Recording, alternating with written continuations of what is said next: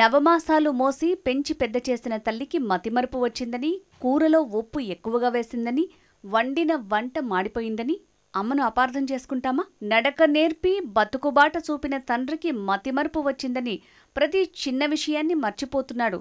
ఏమోరా గుర్తులేదు, మర్చిపోయా అంటున్నాడు. అయితే తండ్రిని అర్థం చేసుకోమా?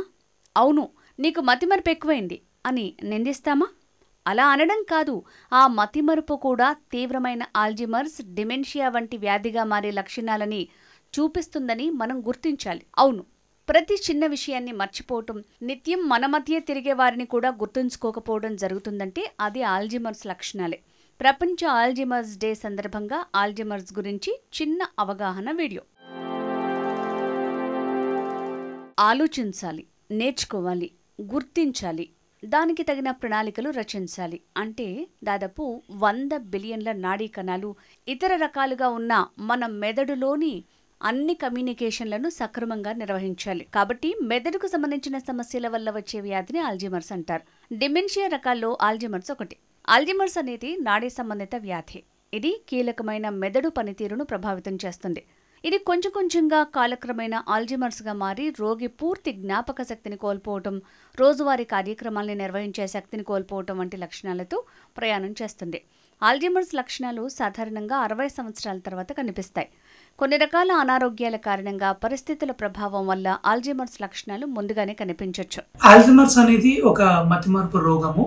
సో దాంట్లో ఏమవుతుంది అంటే ఏజ్ పెరుగుతున్న కొద్దీ లేదా ముందు ఎప్పుడైనా హెడ్ ఇంజరీస్ అవ్వడము, ఆర్ ఎల్స్ ఫ్యామిలీలో ఎవరికైనా ఆల్రెడీ ఆల్జీమర్స్ డిసీజ్ ఉంటే, or certain conditions like diabetes కానీ హైపర్ టెన్షన్ ఉన్న వాళ్ళల్లో ఈ బ్రెయిన్లో అమైలాయిడ్ అండ్ టౌ ప్రోటీన్స్ అనేది ప్రొడ్యూస్ అయిపోయి అబ్నార్మల్గా అగ్రిగేట్ అవుతూ ఉంటాయి ఏది నరాలలో.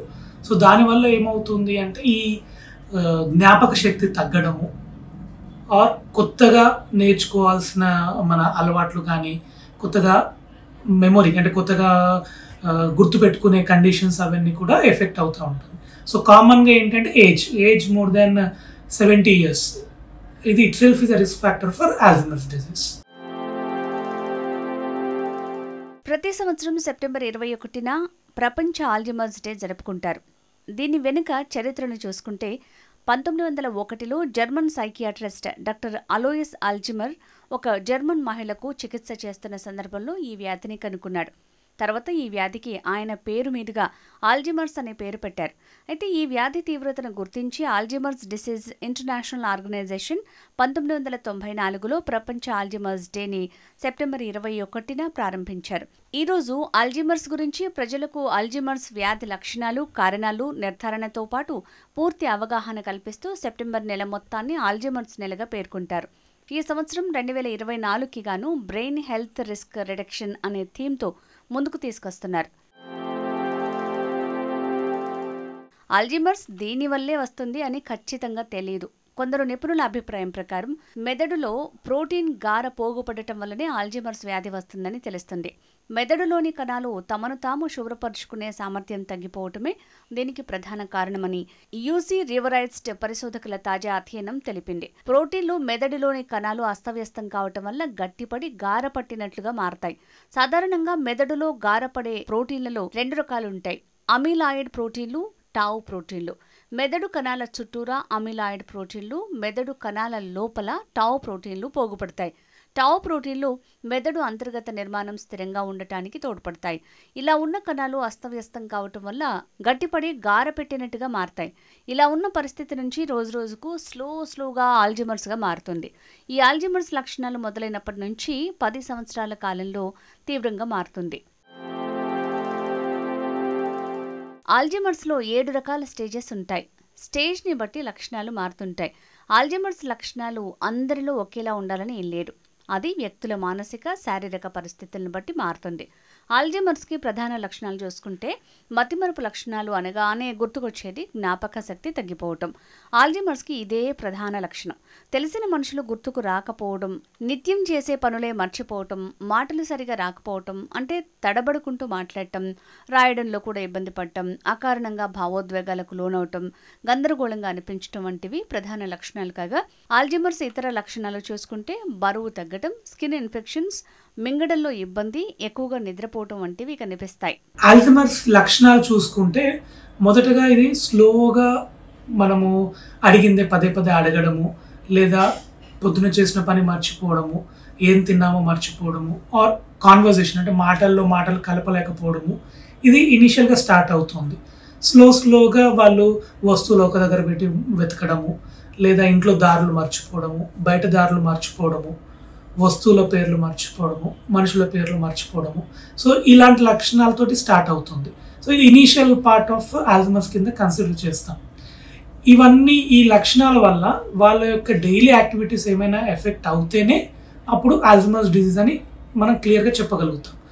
మెల్లగా డిజీజ్ పెరుగుతున్న కొద్దీ కొత్త మెమొరీస్ ఫామ్ అవ్వడం తగ్గిపోతుంటాయి. ఈ క్యాల్కులేషన్స్ అంటే లెక్కలు సరిగా చేయలేకపోవడము, ఎదుటి వాళ్ళతో సరిగా ఇంటరాక్ట్ అవ్వకపోవడము, సో మెల్లగా బెడ్ రిడన్ అవ్వడము, మూడ్ అండ్ బిహేవియర్ చేంజెస్ అవ్వడము, ఇవన్నీ లేటర్ పార్ట్ ఆఫ్ ద డిజీజ్లో కామన్గా చూస్తూ ఉంటాం. ఆల్జీమర్స్ని మెడికల్ హిస్టరీ, ఫ్యామిలీ హిస్టరీ, కొన్ని రకాల సాధారణ ప్రశ్నలు వేయటం, ఆ తర్వాత ఎంఆర్ఐ స్కానింగ్, సిటీ స్కానింగ్, పెట్ స్కానింగ్ వంటి వాటి ద్వారా నిర్ధారిస్తారు. ఆల్జీమర్స్కి సరైన చికిత్స లేదు. అయితే ఇలా ఆల్జీమర్స్ వచ్చేందుకు అవకాశాలున్న వారిలో మాత్రం కొన్ని మందుల ద్వారా దాని తీవ్రతను తగ్గించేందుకు అవకాశం ఉంది. ఆల్జీమర్స్తో పాటు డిప్రెషన్, రెస్ట్లెస్నెస్, అగ్రెషన్, భ్రాంతి వంటి సమస్యలు ఉంటే కూడా వాటికి తగ్గ మెడిసిన్స్ ప్రిస్క్రైబ్ చేస్తారు. దాంతోపాటు డాక్టర్లు కొన్ని లైఫ్ స్టైల్ చేంజెస్ కూడా సూచిస్తారు. విశ్రాంతి ఎక్కువగా తీసుకుని ఎక్కువగా ఆలోచించకుండా ముందు మానసికంగా ఆరోగ్యంగా ఉంటే ఆల్జీమర్స్ని ఎదుర్కోవచ్చు. ఆల్జీమర్స్కి చికిత్స ఎలాగైతే లేదో కాపాడుకునే పద్ధతులు కూడా పెద్దగా లేవు. కానీ స్మోకింగ్ అలవాటు ఉంటే వెంటనే మానేయటం, ఉదయం సాయంత్రం వాకింగ్, వ్యాయామం చేయటం, కాగ్నిటివ్ ట్రైనింగ్ వ్యాయామాలు చేయటం, మాంసాహారాన్ని తగ్గించటం, సోషల్ లైఫ్లో యాక్టివ్గా ఉండటం వంటివి చేస్తే ఆల్జీమర్స్ వ్యాధి పెరగకుండా కొంత కాపాడుకోవచ్చు. ఆల్జీమర్స్తో బాధపడుతున్న వారి పట్ల సహనం అవసరం. ముఖ్యంగా వారికి కుటుంబం, స్నేహితులు సరైన అవగాహన కల్పిస్తూ, వారికి భరోసా ఇస్తూ, ఒంటరిగా వదిలేయకుండా కంటికి రెప్పలా చూసుకుంటే వారిలో సమస్యను ఎదుర్కొనే ధైర్యం పెరుగుతుంది. వారి వ్యాధి గురించి చింతించకుండా సాధారణంగానే బతికే అవకాశం ఉంది. కాబట్టి కుటుంబం, స్నేహితులు ఆల్జీమర్స్తో బాధపడే వారికి తోడుగా ఉంటే మంచిది.